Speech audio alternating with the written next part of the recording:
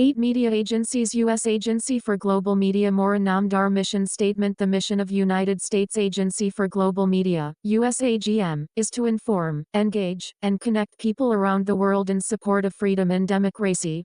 However, this mission statement does not reflect the current work of the agency. The mission is noble, but the execution is lacking. To fulfill its mission, USAGM should also aim to present the truth about America and American policy, not parrot America's adversaries' propaganda and talking points. 2 Overview Originally formed as the Broadcasting Board of Governors, BBG in 1994. The BBG changed its name in 2018 to the United States Agency for Global Media. The USAGM is a sub-cabinet agency of the U.S. government with a budget of just under $1 billion. The agency oversees 2 government broadcasting networks, the Voice of America, VOA, and the Office of Cuba Broadcasting, OCB. USAGM also oversees 100% of the grant funding for several independent grantee organizations, including the Middle East Broadcasting Network, MBN, Radio Free Asia, RFA, Radio Free Europe, Radio Liberty, RFERL, and the newly formed Open Technology Fund, ODF.3L. The Voice of America provides news and information in 48 languages to a weekly audience of more than 326 million people worldwide. For more, 236, Mandate for Leadership, The Conservative Promise than 80 years, VOA journalists have supplied news and information about the U.S., audience-specific regions of interest and concern, and the world at large. VOA radio and television signals are broadcast to approximately 3,500 affiliates, and satellite transmissions reach countries where free speech is banned or where civil society is under threat. VOA uses digital, web, and mobile media as well, which, while sometimes useful in propagating valuable information globally, has created specific violations of the agency's prohibition against broadcasting to the domestic U.S. audience, particularly with regard to flagrantly political content. As has been the practice with recent and current VOA content directors and managers. 5 The network once had a generally well-received brand value, but it has deteriorated under decades of poor leadership and a loss of its once prized unbiased reporting. There are bright spots within VOA, but mismanagement and declining production values have diluted its once great reputation as a singular voice in American news broadcasting abroad. The Office of Cuba Broadcasting oversees radio and television Marti, a multimedia hub of news, information, and analysis that provides the people of Cuba with programs through satellite television, radio, and digital media. These programs present news and information about Cuba's oppressive government from the outside world that would otherwise be heavily restricted. 6 The OCB remains a critical avenue of truth to the Cuban people but has been threatened with crippling budget and operational constraints, including empathetic attitudes toward communist Cuban leadership coupled with organizational hostility toward the OCB by certain elements of USAGM leadership. During the Biden administration, the OCB has been threatened with closure, while also suffering chilling reductions in force. 7 The Middle East Broadcasting Network is an Arabic language news organization with a weekly audience of 27.4 million people in 22 countries in the Middle East and North Africa. The MBN consists of 2 television networks, radio, websites, and social media platforms. Together, they deliver news and analysis on the region, American policies, and Americana. The MBN has correspondents throughout the Middle East and North Africa. 8 Radio Free Europe Radio Liberty is a private, non-profit, multimedia broadcasting corporation that serves as a surrogate media source in 27 languages and 23 countries, including Afghanistan, Iran, Pakistan, Russia, and Ukraine. 237 Media Agencies, U.S. Agency for Global Media founded in the early days of the Cold War. Radio Free Europe in 1949 and Radio Liberty in 1953, and merged in 1976. Radio Free Europe and Radio Liberty were intended to execute edgy and daring information operations and unrestricted news reporting deep behind the Iron Curtain. Unfortunately, like other broadcast organizations under USAGM, RFERL has surrendered much of its rich history to an approach that favors political trends as opposed to operations that support and represent America abroad. While there are some bright spots within RFERL, much of the network has redundant programming with certain VOA language services, often with competing, counterproductive, or dissimilar messaging. The recent addition of RFERL's Hungarian language service, Szabad Europa, falls outside the intended scope of RFERL's charter by targeting a democratically elected, pro-American European and NATO ally. Not least, RFERL has been plagued by several serious espionage-related security risks within its ranks. 9L Radio Free Asia is a private, non-profit multimedia news corporation that brings news and uncensored content to people in 6 Asian countries that restrict free speech, freedom of the press, and access to reliable information. RFE also provides educational and cultural programming, as well as forums for audiences to engage in open dialogue and freely express opinions. RFE utilizes on-the-ground reporters and networks of in-country sources, citizen journalists, and eyewitnesses who provide leads, tips, images, and video. Several reports from the Office of the Inspector General (OIG) were released showing waste and self-dealing, including security vulnerabilities in RFA leadership awarding insiders millions of dollars of grant funding. 11 For example, as the OIG stated in one report, the then President of RFA established the Freedom to Connect Foundation, and thereafter awarded 2 contracts, totaling $1.2 million to the foundation she herself founded. 12 Furthermore, the OIG found that RFA did not comply with federal procurement requirements for grantees. OIG identified instances in which RFA and its agents did not comply with OMB Office of Management and Budget, conflict of interest procurement requirements for grantees. Specifically, OIG found that RFA entered into 14 contracts, totaling $4.0 million, 51% of the amount of ODF-FY's 2012 and 2013 project-related contracts, with organizations that had some affiliation with either RFA officials or members of ODF Advisory Council. 13. 238, Mandate for Leadership. The conservative promise this same leadership proceeded to wastefully form the Open Technology Fund as its own independent grantee with the help of USAGM senior management prior to the tenure of Trump. Appointed leadership. The Open Technology Fund's goal is to provide funding to support the research, development, and implementation of Internet freedom technologies that circumvent censorship. ODF was formed under dubious circumstances by using consolidation rules to usurp the mission and funding of USAGM's pre-existing Office of Internet Freedom, OIF, which funded far more diverse technologies with much greater transparency. ODF, however, operates with far less transparency and strictly restricts funding to open-source technology. ODF does not support any technology with even partially closed source code, notwithstanding that such closed source code would provide more protection against hacking. Although ODF touts large user numbers, this could not be substantiated upon requests for information, and it was discovered by former senior USAGM leadership that ODF makes extremely small,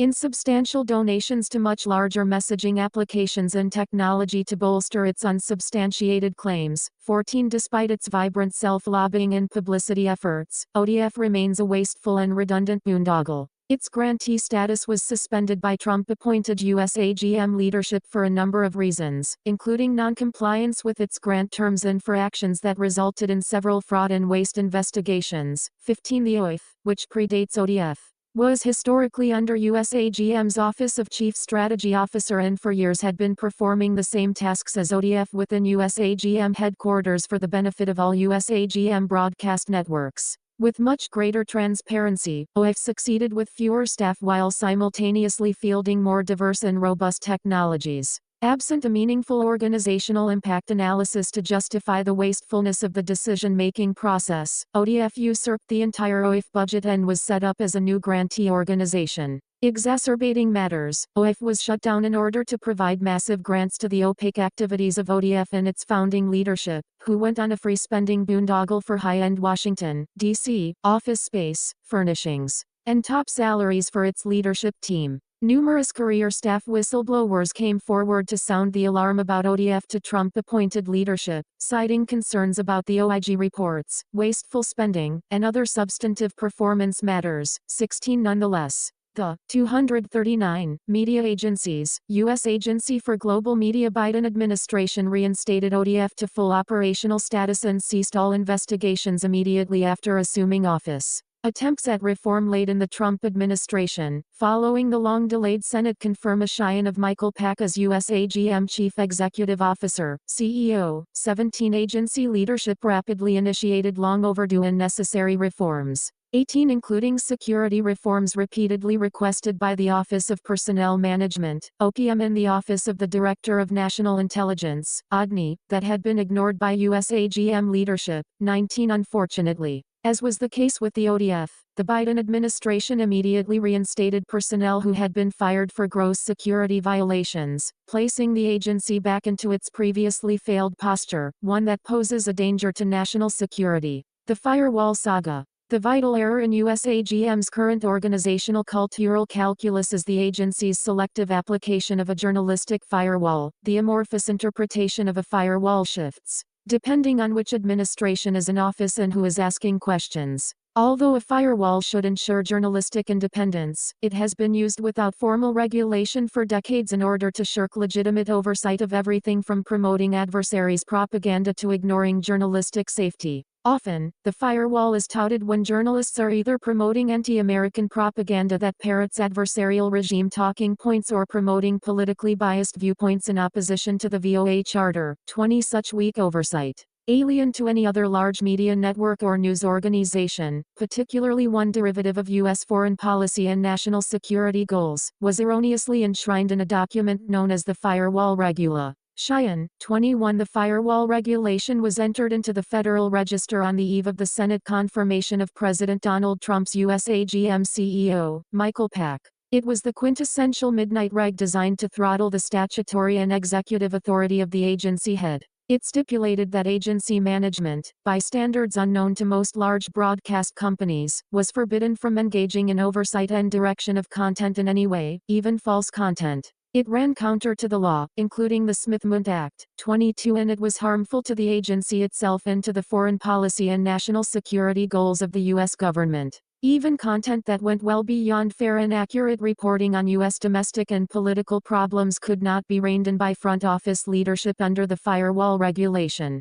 Soon, VOA's White House correspondent was posting content highly critical of, and personally insulting to, the U.S. president, in contradiction of VOA's own journalistic standards, policies, and procedures. USAGM career officials considered such content sacrosanct and bravely independent journalistic. 240. Mandate for leadership. The conservative promise content protected by the spirit of the firewall regulation, despite ample evidence to the contrary. Late in the Trump administration, USAGM political leadership, following an intensive U.S. Department of Justice review, revoked the firewall regulation over the protests of journalistic organizations, none more vociferous than VOA itself. 23. While the abuses of the firewall regulation are particularly disconcerting, they encompass just a fraction of similar overreaches of the agency's journalistic mission. Current and former USAGM VOA leadership who wanted to maintain virtually zero accountability and oversight waged a campaign of interference, resistance, and disinformation to stifle change at the agency.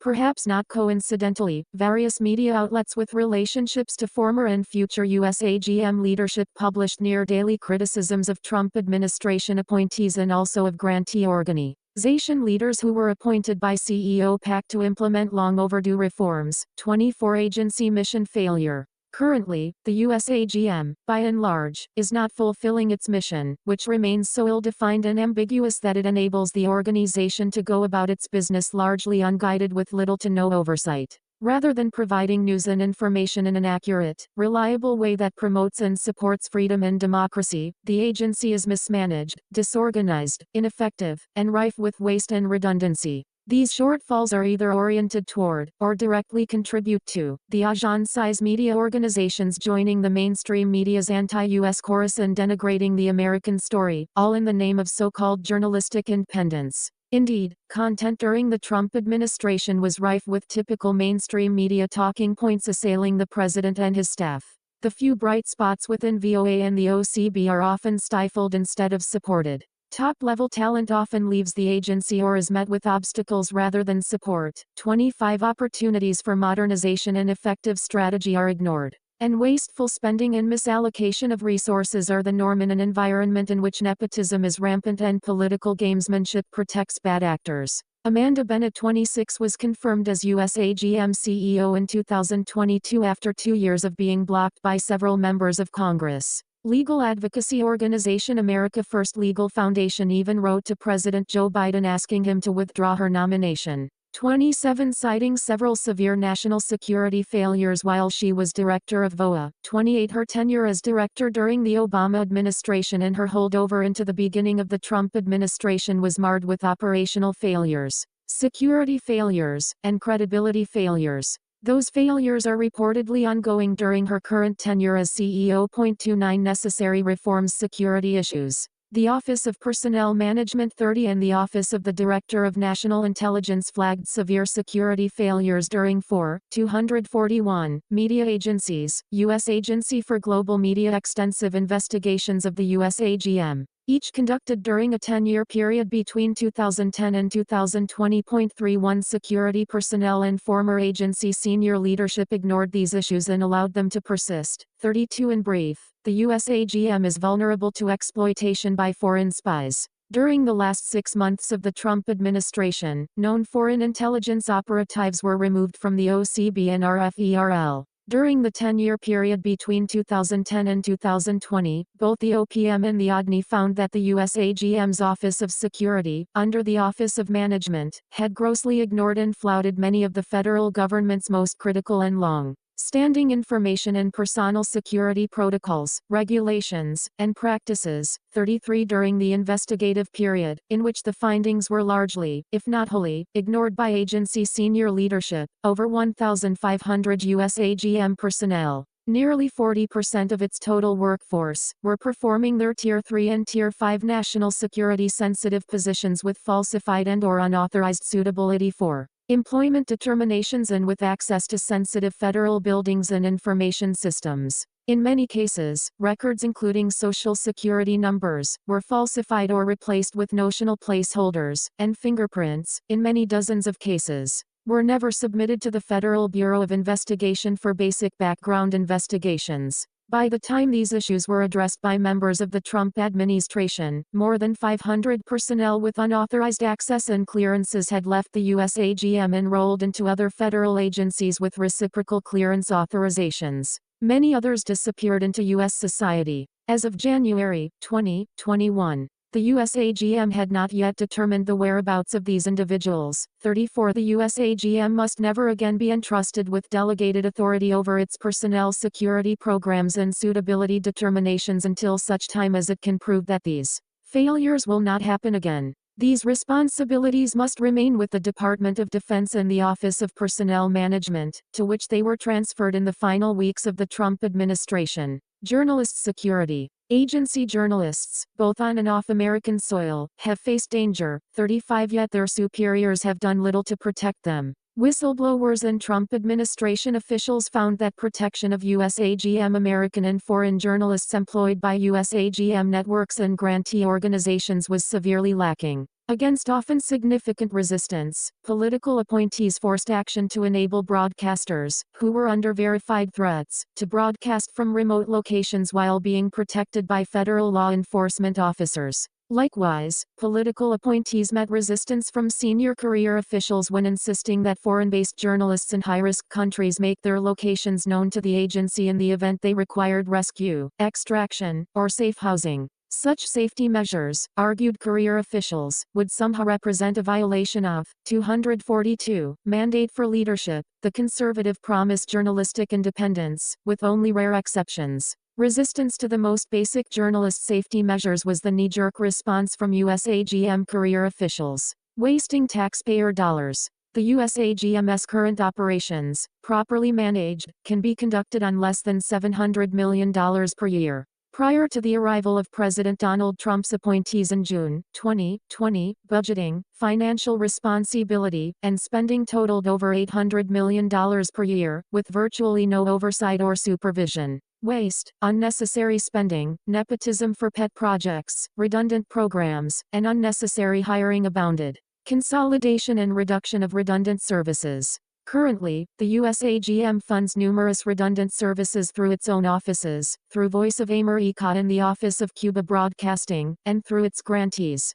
For example, VOA has a Mandarin language service but also funds redundant services through Radio Free Asia. VOA also has a Farsi language service that duplicates one funded through Radio Free Europe, Radio Liberty. Surplus services in the same languages are often unnecessary and counterproductive. Fiscal responsibility and transparency should return to the US AGM, with consolidation being a cornerstone of the strategy. As noted previously, the Open Technology Fund duplicates activities that already existed at the US AGM in the Office of Internet Freedom. Numerous career whistleblowers came forward to sound the alarm to President Trump's US AGM political team about ODF's abuse and overreach. 36 It's opaque, expensive, an unnecessary usurpation of an existing US AGM office is an egregious example of government waste and illustrates the general disdain for US taxpayers that is rife within this agency. Full reinstatement of OIF would allow full agency and congressional oversight into how so-called internet freedom money is being spent. 37 J1 visa program abuses. Rather than use the appropriate I-Visa 38 intended for foreign journalists, the US AGM uses the J1 cultural exchange visas to allow foreign nationals to transition easily into jobs that American citizens with cultural and linguistic expertise could satisfy. The J1 visa is intended for cultural and academic exchange programs, among others, none of which include journalism. 39 Additionally, J1 visas are meant for non-immigrant temporary exchanges. The US AGM's J1 visa holders often go on to apply for permanent residency, which violates the intention of this visa. Shortwave transmission upgrades and improvements. Non-web-based technologies that are proven and durable, such as shortwave radio transmission stations, have been grossly de-emphasized in budgeting in favor of newer web-based technologies. This move is dangerously short-sighted and puts the U.S. at a perilous strategic disadvantage in the event of a major conflict, particularly with Russia or China. There is great concern about the vulnerability of undersea cable trunks that make up the Internet cloud. The vast majority of global Internet traffic, 95%, is transmitted through these cables, including news transmissions and 243 media agencies. U.S. Agency for Global Media web-based content produced by the U.S. AGM's broadcast networks. While the robust and popular use of the Internet is ideal during peacetime, during times of major conflict, widespread damage to the undersea cables that carry communications across the globe can reasonably be expected. Long-lasting power outages are also likely, such as those Ukraine experienced in the aftermath of Russia's 2022 invasion. The US AGM's responsibility for the only US global shortwave radio capability is of critical strategic importance if America is to carry its message to people seeking information and freedom within conflict zones. Shortwave technologies also make it possible to carry broadcasts in areas where Internet traffic is severely restricted, as it is in many authoritarian states today. Organizational issues. Personnel. Personnel is one of the biggest concerns for the US AGM and its grantees. Attracting talented staff who will stay and letting go of poorly performing personnel are hurdles. Additionally, whistleblowers have come forward with numerous credible allegations of illegal nepotism and improper hiring practices. 40 past agency leaders have ignored national security procedures when hiring and have failed to adequately vet staff. 41 government hiring policies and federal law must be followed, and serious policy changes must be implemented to end these practices. Relevant government entities. The White House. As an executive branch agency, the US AGM ostensibly should report to the President and coordinate activities with the National Security Council, NSC, especially given the direct and implied national security aspects of the agency's messaging globally. However, there currently is no specific office in the White House or NSC liaison for the US AGM. The original network, VOA, functioned under the Office of Coordinator of Information as early as 1941, the War Department's Office of War Information from 1942 to 1945, the State Department from 1945 to 1953, and the U.S. Information Agency from 1953 until the creation of the Independent Broadcasting Board of Governors in 1999. Although some oversight and management functions of the agency are provided by the State Department, the US AGM otherwise has little connectivity to larger departments or agencies and even less to the White House.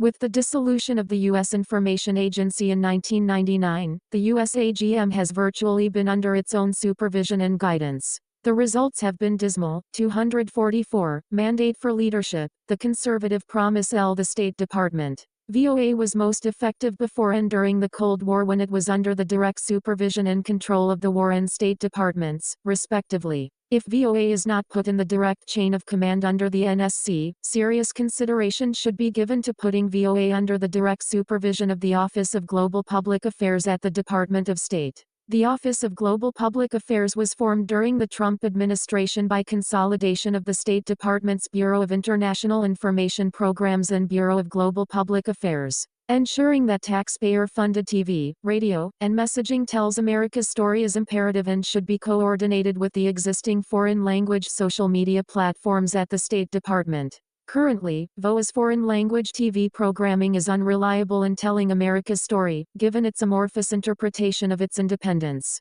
firewall and its waning adherence to certain provisions of the Smith-Mundt Act depending on which political party is in office. The VOA firewall is meant to protect broadcasters from government interference with content. However, USAGM staff have abused the firewall and used it as an offensive measure to block oversight. Additionally, the Smith-Mundt Act stipulates that USAGM services are meant to tell the American story abroad, never to domestic audiences, but the agency has used its taxpayer funding to promote partisan messaging in the U.S. One of the most egregious examples was when, in 2020, it bought ads on its foreign language social media sites to disseminate a Biden campaign ad and targeted it to a major Muslim population in Michigan. 42 Moreover, VOA often airs foreign adversaries' propaganda, which is antithetical to its congressionally mandated core mission. State Department oversight or command may be one way to ensure that VOA and the rest of the USAGM returns and adheres to its original mission. Clear lines of command and communications between the USAGM and an appropriate office of the National Security Council are also sorely lacking, as has been any reasonable accountability for USAGM senior leadership and strategy. The State Department's Assistant Secretary for Global Public Affairs and Undersecretary for Diplomacy and Public Affairs should also be in the accountability loop for agency actions. While the U.S. Secretary of State technically has a seat on the board of the agency, it is a toothless seat that is often deferred to the Undersecretary and/or Assistant Secretaries noted above. This position should be relevant and directive when U.S. foreign policy and strategic communications are at stake. 245. Media agencies. U.S. Agency for Global Media. For example, the years-long delay in confirming the Trump-appointed CEO left disastrous holdover leadership from the previous administration. Employing effective leadership, even in an acting capacity, while a new CEO is awaiting Senate confirmation is necessary to prevent a repeat of this behavior. Congress. The USAGM receives its budget and mandates directly from Congress. Often, changes in major functions at the agency happen because of the lobbying efforts of a few connected individuals, often grantees lobbying for more funds and less accountability. Those changes can undo handcuff leadership from any meaningful oversight. An overhaul of the agency with review from Congress to modernize, streamline, and reduce waste must be done with congressional support. Key non-governmental stakeholders, allies, and non-allies. These include industry groups, nonprofits, trade associations, foundations, and activist organizations. For example, America First Legal Foundation, 43 USAGM Watch, 44 BBG USAGM Watch. 45 and Whistleblower Protection Project. 46 Conclusion. The USAGM is a story of a lost opportunity both to help restore the world's confidence in the promise and ideals of America and to set a high mark for journalistic integrity and unbiased reporting. These two areas have suffered severely under 2 decades of USAGM mismanagement and lack of oversight. Finding solutions to these problems and the restoration of the agency's networks must be the priorities of future agency leadership. To accomplish this, the USAGM must be fully reformed top to bottom with congressional and White House support. The possibility of consolidating not only the agency's subparts, but bringing the entire agency under the supervision of the NSC, the State Department, or both would dramatically aid that reform. If the de facto aim of the agency simply remains to compete in foreign markets using anti-US talking points that parrot America's adversaries' propaganda, then this represents an unacceptable burden to the U.S. taxpayer and a negative return on investment. In that case, the USAGM should be defunded and disestablished. If, however, the agency can be reformed to become an effective tool, it would be one of the greatest tools in America's arsenal to tell America's story and promote freedom and democracy around the world. Author's note: the preparation of this chapter was a collective effort involving many individuals to whom thanks is owed. These individuals include, but are not limited to, Victoria Coates, Michael Pack, Frank Wuko, and several brave whistleblowers who prefer not to be named.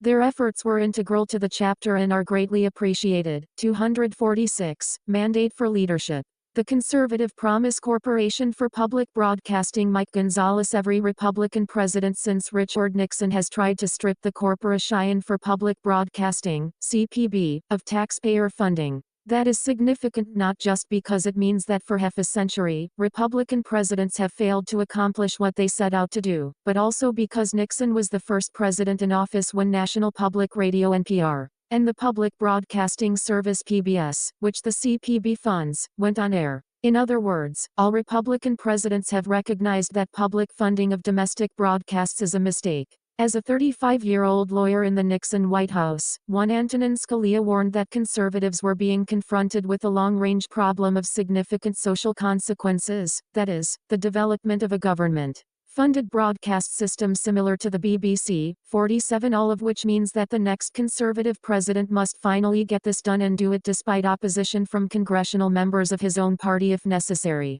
To stop public funding is good policy and good politics. The reason is simple. President Lyndon Johnson may have pledged in 1967 that public broadcasting would become a vital public resource to enrich our homes, educate our families, and to provide assistance to our classrooms. 48. But public broadcasting immediately became a liberal forum for public affairs and journalism. Not only is the federal government trillions of dollars in debt and unable to afford the more than $500 million squandered on leftist opinion each year, but the government should not be compelling the conservative half of the country to pay for the suppression of its own views. As Thomas Jefferson put it, to compel a man to furnish contributions of money for the propagations of opinions which he disbelieves and abhors, is sinful and tyrannical. 49. A demonstrated pattern of bias. Conservatives will thus reward a president who eliminates this tyrannical situation. PBS and NPR do not even bother to run programming that would attract conservatives. As Pew Research demonstrated in 2014, 25% of PBS's audience is mostly liberal and 35% is consistently liberal, that is 60% liberal compared to 15% conservative.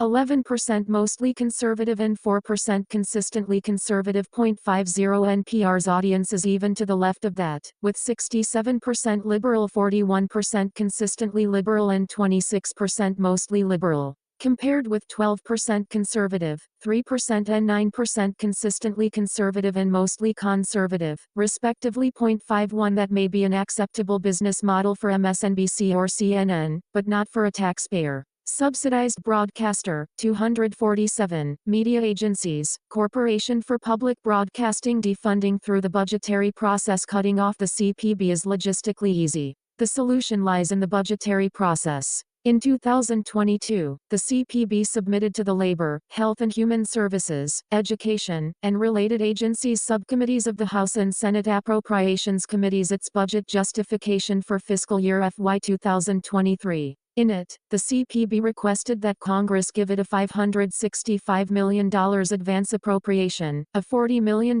increase compared to its FY 2022 funding, 52. Unlike most other agencies, the CPB receives advance appropriations that provide them with funding 2 years ahead of time, which insulates the agency from Congress's power of the purse and oversight. This special budgetary treatment is unjustified and should be ended. The 47th president can just tell the Congress, through the budget he proposes and through personal contact, that he will not sign an appropriations spending bill that contains a penny for the CPB. The president may have to use the bully pulpit, as NPR and PBS have teams of lobbyists who have convinced enough members of Congress to save their bacon every time their taxpayer subsidies have been at risk since the Nixon era. Defunding CPB would by no means cause NPR or PBS, or other public broadcasters that benefit from CPB funding, including the even further to the left Pacifica Radio and American Public Media, to file for bankruptcy. The membership model that the CPB uses, along with the funding from corporations and foundations that it also receives, would allow these broadcasters to continue to thrive.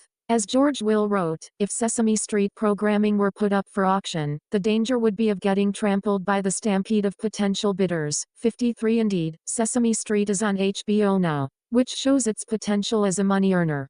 Public interest vs. privilege stripping public funding would, of course, mean that NPR, PBS, Pacifica Radio, and the other leftist broadcasters would be shorn of the presumption that they act in the public interest and receive the privileges that often accompany so acting. They should no longer, for example, be qualified as non-commercial education stations, which they clearly no longer are. NPR, Pacifica, and the other radio ventures have zero claim on an educational function, the original purpose for which they were created by President Johnson, and the percentage of on-air programming that PBS devotes to educational endeavors such as Sesame Street programs that are themselves biased to the left, is small. Being NSA comes with benefits. The Federal Communications Commission, for example, reserves the 20 stations at the lower end of the radio frequency, between 88 and 108 MHz on the FM band, for NSAs. The FCC says that only non-commercial educational radio stations are licensed in the 88-92 MHz reserved band, while both commercial and non-commercial educational stations may, 248, mandate for leadership. The conservative promise operate in the non-reserved band, 54. This confers advantages, as lower frequency stations can be heard farther away and are easier to find as they lie on the left end of the radio dial, figuratively as well as ideologically. The FCC also exempts NSA stations from licensing fees. It says that non-commercial educational, NSA FM station licensees and full-service NSA television broadcast station licensees are exempt from paying regulatory fees, provided that these stations operate solely on an NSA basis. 55. NPR and PBS stations are in reality no longer non-commercial, as they run ads in everything but name for their sponsors. They are also non-educational. The next president should instruct the FCC to exclude the stations affiliated with PBS and NPR from the NSA denomination and the privileges that come with it.